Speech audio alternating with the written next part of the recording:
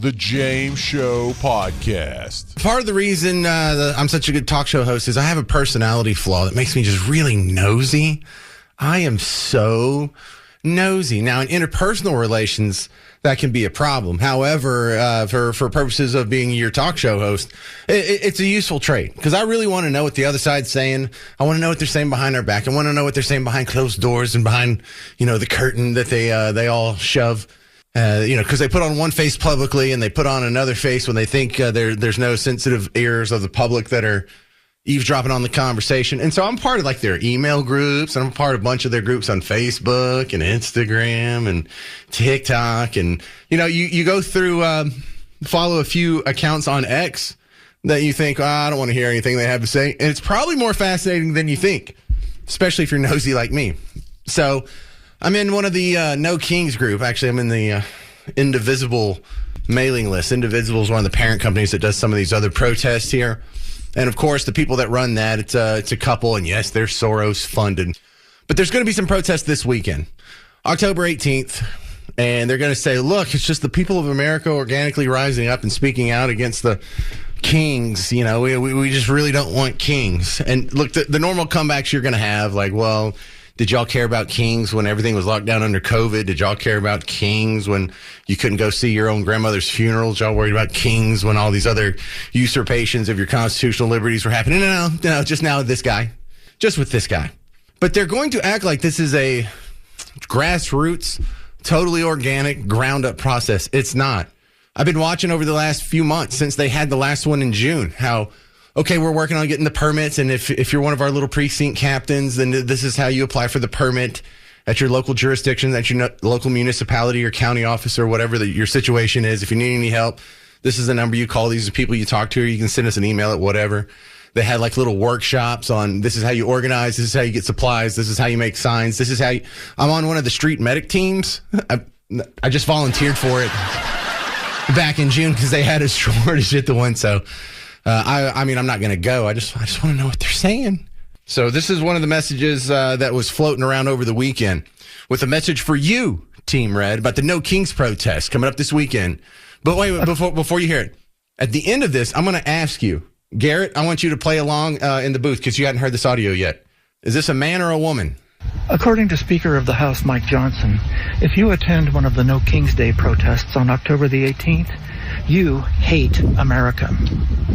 Well, I have news for Mr. Johnson. You are not America. Your party is not America. That demented fiend in the White House who you call president is not America. America is much more than the political party that happens to be running the government at the moment.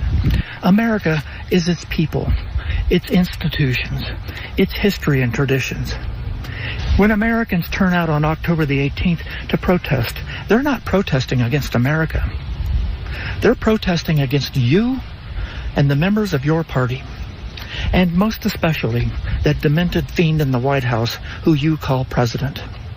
The best thing that you and your ilk could do for this country would be to resign. You are a pox on everything that represents America. All right, so that's almost the perfect layout. By the way, you can't tell, can you, on whether that's a man or a woman? It's a dude. It's just a real effeminate dude. It's a dude who, I don't know, testosterone disappeared over the horizon decades ago. But when he talks about this is what the whole world thinks, this is what we all think, this is what the American people think. It's not what the American people think.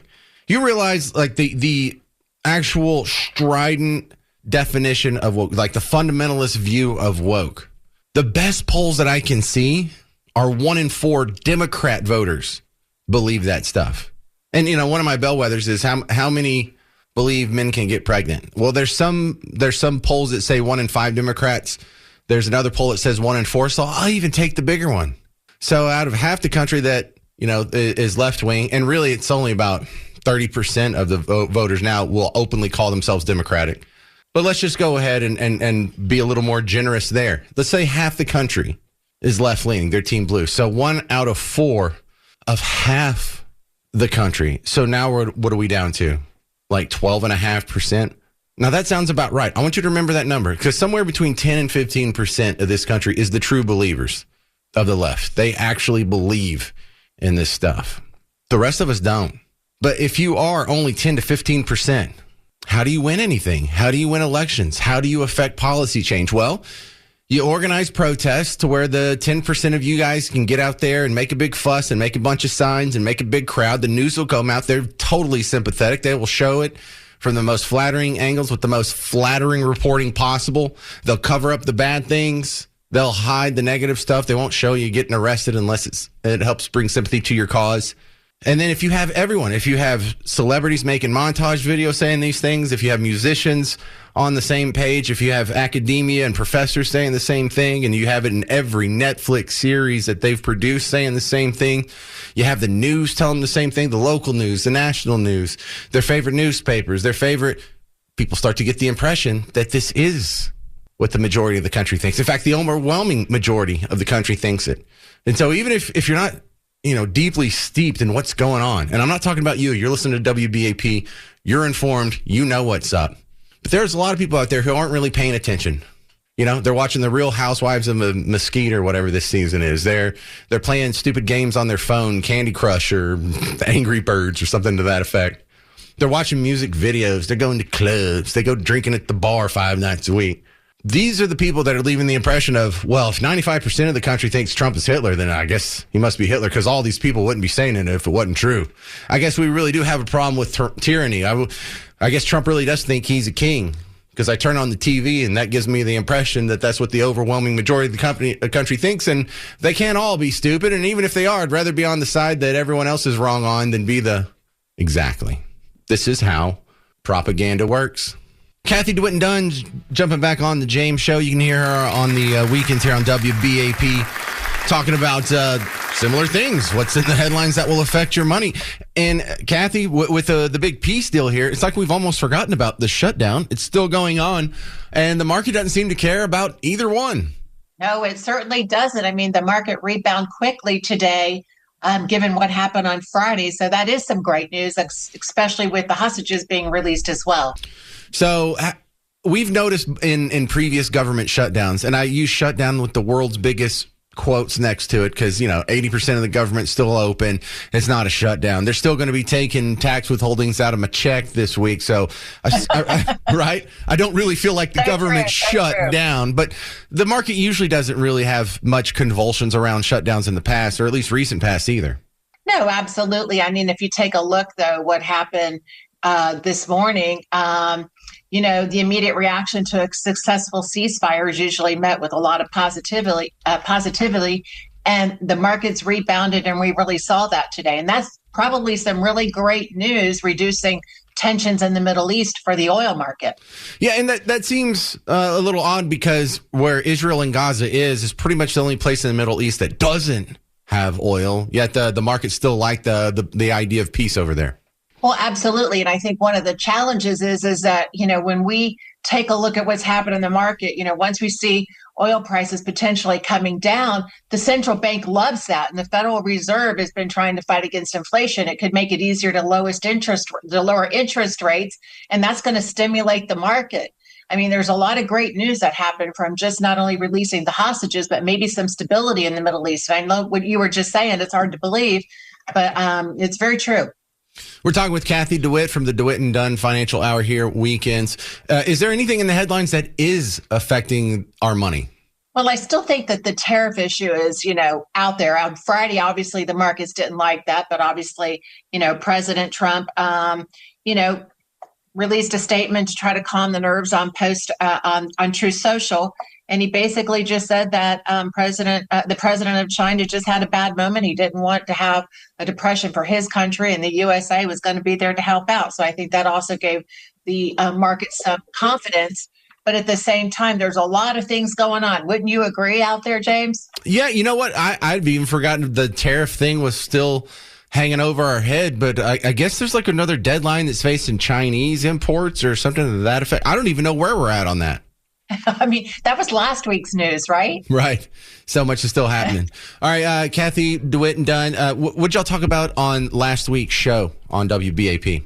Well, the great news is interest rates have not gone down yet again, but I will tell you that they are headed there. So if you're looking to invest your money, you're looking for high quality fixed income strategies. We have that. We talk about that every single week. And time is running out. The holidays are right around the corner. Before you know it, we're going to be, say, January 2026 and bringing in a new year. So if you don't have a financial plan in place to help you mitigate some of this volatility or take advantage of it, now may be the time for you to give us a call. Well, I've also noticed that if you go to stores right now, Christmas decorations are starting to be, make their appearance. I saw some at Family Dollar, I saw some at Michael's. What are we expecting for the holiday shopping season? Do you see more optimism than pessimism, even with all the tariff talk?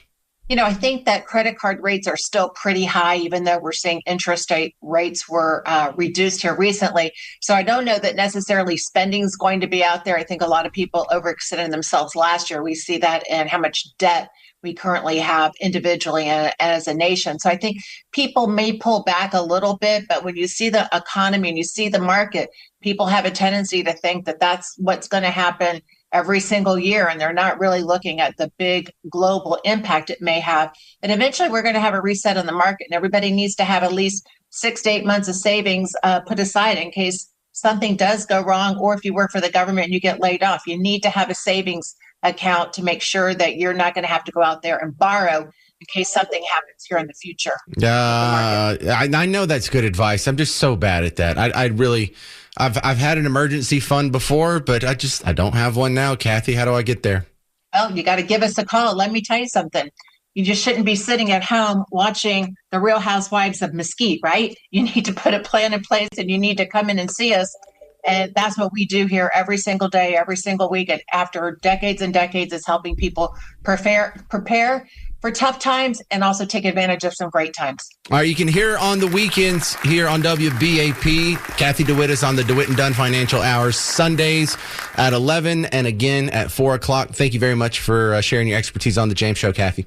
And thanks for having me again. The shutdown goes into day... We don't even know anymore because here's the mainstream news reporting on the shutdown today. We totally forgot about it. It's not even in the headlines. They're not even rolling through it. I thought kids were supposed to be dying in the street if we had a shutdown. I thought there was going to be planes falling out of the sky. I thought it was going to be dogs and cats living together. Just utter chaos, anarchy in the streets. No, actually, it's as you haven't even noticed, really, have you?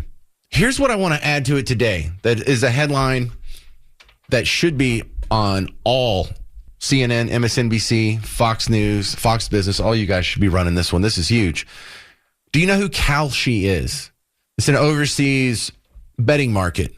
And the bettors, the people who are putting their money on how long the U.S. government shutdown will last, is now above 35 days. Those are the betting odds right now on how long the U.S. government shutdown is forecasted to last. Now, Kalshi's not right about everything. No one has the crystal ball. But the people who are putting their money where their mouth is, the people who are doing so much studying because they don't want to just throw away their money, they're expecting this to last more than 35 days. That's sort of the over-under as it stands now. That would make this the longest shutdown in U.S. history. Beautiful. Now, I enjoy the government being shut down. It's a party for now, but I can guarantee you I'm going to be disappointed when the shutdown's over because I already know what the compromise is going to look like. They're both going to come together and we'll spend more money on Team Red priorities and we'll spend more money on Team Blue priorities and you will get the bill for it. Again, I saved this when he said it last year and I'm probably going to play it for every shutdown that happens around this time of year. Here's Thomas Massey back in September 9th of 2024. And tell me if that doesn't fit our situation perfectly in 2025. Can we be honest with the American people about what's going on here? This is political theater. I'm going to call out both sides right here. It's all posturing. It's fake fighting. We all know where it ends up. This is Groundhog Day. I don't care if the Democrat is the speaker or Republican is the speaker. We always get a CR in September, and then we get an omnibus. Sometimes there's a twist on that. We might get the omnibus before Christmas.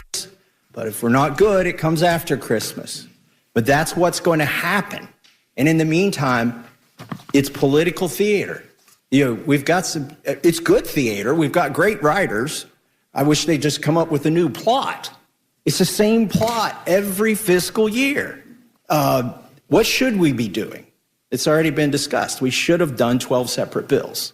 But again, whether Democrats are in control or Republicans are in control, we never do the 12 separate bills. Why do we always spend at least as much as we did last year, and why do we never cut spending?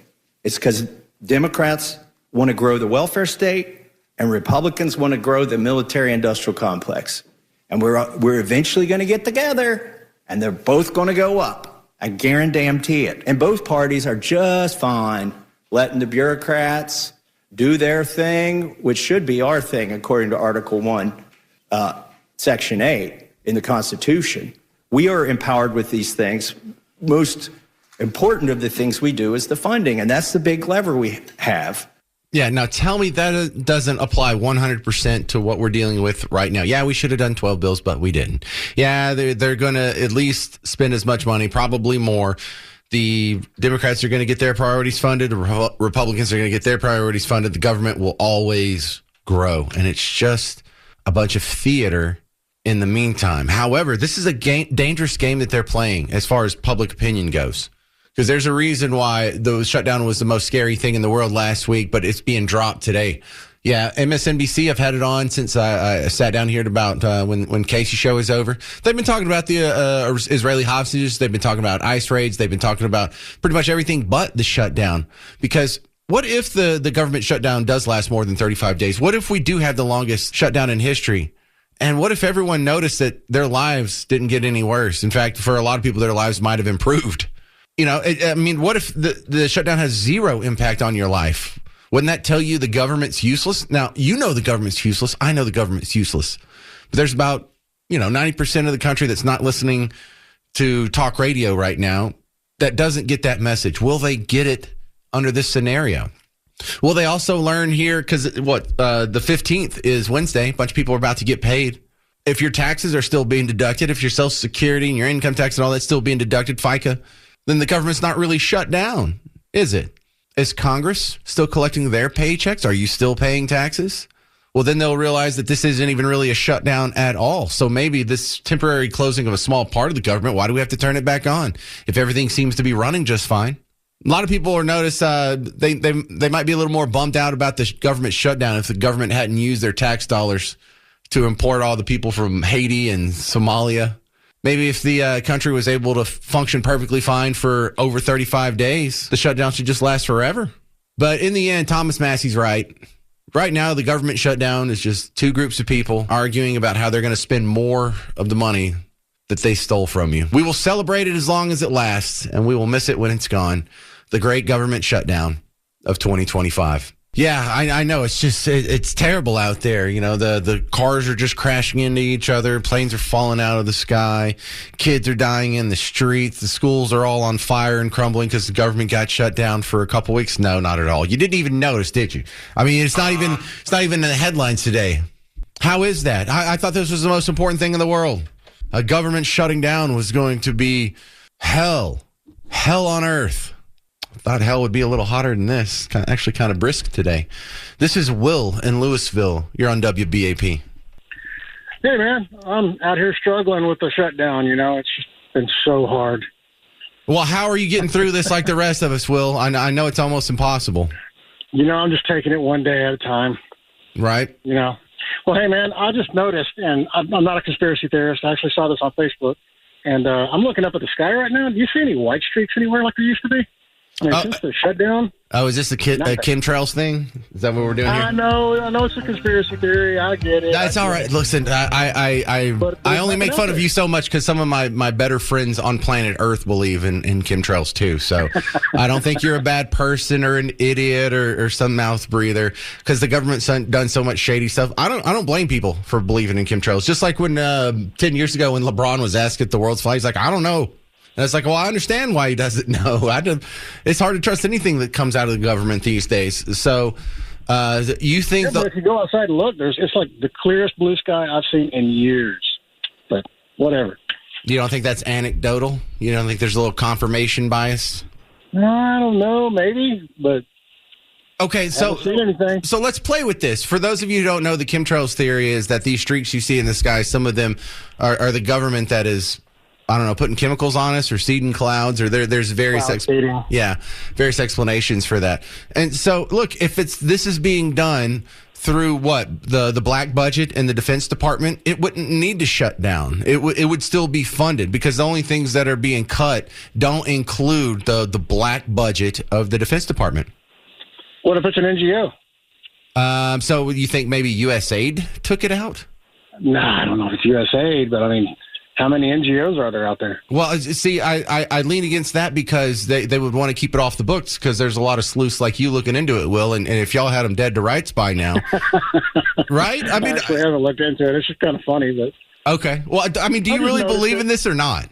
I don't know. I mean, I look around now. I'm not seeing anything now since the shutdown, and I haven't seen anything since the shutdown. So, I mean, I'm not like a conspiracy nut or anything. But I just something I noticed. No, I don't think you are. You know, if you would have told me, hey, the government's going to fake a pandemic and they're going to release a flu that's not really going to kill anybody, but they'll use it as a pretext to shut down your schools, your churches, your business, and, you know, they won't even let you go to your grandmother's funeral, I would have thought you were nuts 5 years ago. But here, you know, hey, man, COVID is the only return on investment I've seen for my tax dollars. Oh, that's an interesting way of putting it. Well, thank you very much for calling in, Will.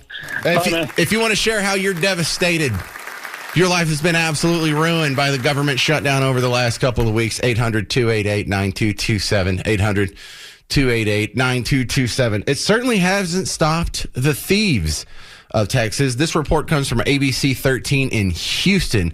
I want you to pay attention to how many times this guy has been arrested before, and how many convictions this fella has on his record. That's number two. And the third data point that I think is paramount to this story: what was the bail that our hero had to pay, our anti-hero had to pay, the last time he got out of jail? Texas DPS say these three stole $300,000 worth of... Look, I know you're not going to do this, but some people will. Don't send me an email making fun of the guy's lisp. It's not important to the story, okay? Texas DPS say these three stole $300,000 worth of merchandise from Target. Multiple thefts over a 20-month period dating back to February 2024. All three have lengthy criminal histories. In fact, records show Bernard Lane, the man prosecutors describe as the ringleader, has been charged 70 times in Harris County. 70. Things like evading arrest, assault, and DWI. By 2024, he'd been convicted 36 times. And yet that same year, when he was arrested for choking and threatening to kill an ex-girlfriend, court documents show a magistrate allowed him to bond out of jail for a mere $1. All right. So your three magic numbers there. He's been charged 70 times. He has 36 convictions. And his bail for the last time he got out of jail was $1. No wonder we have a problem with crime in the big cities. This is Ken in Arlington. You're on WBAP. Hey, if you guys got caller ID, call Will back and tell him Kroger's got aluminum foil on sale. So he can make a hat out of it? Right, exactly. Well, I mean, what's your pushback against the chemtrail crowd? You can't just make fun of them. No, but if you notice that the last time Texas had the Democrats flee the state shortly after there was a government shutdown. What does that have to do with chemtrails? I don't. Doesn't have anything to do with chemtrails, okay. But I just find it kind of odd that both of them within months of each other happened. Last time there was a government shutdown was the same time that the Texas did the redistricting. Interesting. All right. Yeah, so the shutdowns happen in tandem, and that's a hell of a coincidence. Fair point. I have no explanation for that, Ken. I'll take it. All right. Make sure you get the aluminum hat that he put out there again. All right, we got the aluminum hat joke. You already busted on him. All right, Ken. Let people believe in weird things without ostracizing them from the show. I need all the listeners I can get, sir. Thank you very much. That's why, look, if you believe in chemtrails, you're welcome to call in on the show. If you believe in Bigfoot, you can call in on the show. If you believe in Dracula, I especially am interested in the people who believe in the myth of socialism. That's my favorite. It's like, yeah, come tell me about how that works out. But no, conspiracy theorists, you're all welcome on the James Show. If you think the world's controlled by the Illuminati, or there's adrenochrome, or they're having Bohemian Grove parties where they're drinking baby's blood, or, I mean, does the Epstein Island thing count? Because that's kind of a real thing that we all agree on, I think. We just don't have the list yet. So if you have any theories behind that, it's all welcome on the James Show. But yeah, that Man, that story about the guy in Houston, 70 charges, 36 convictions, $1 bail.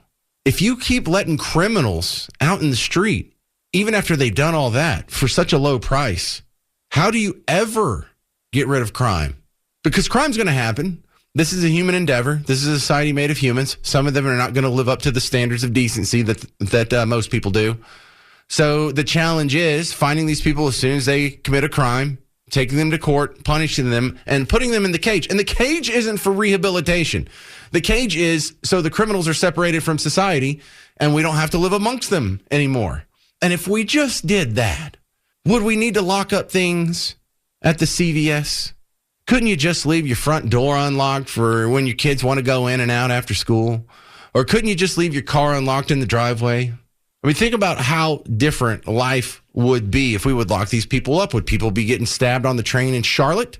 Would random people be getting attacked by homeless people downtown? Remember the lady was sucker punched in the back of her head not too long ago, a few months ago in downtown Dallas? How many of these other problems would be solved if we just enforced the laws that the people voted on their representatives put into place? And is there anything you can do if at the end user interaction there, the judge is going to let them off? I'm James Parker on News Talk 820, 93.3 FM, WBAP. The James Show Podcast.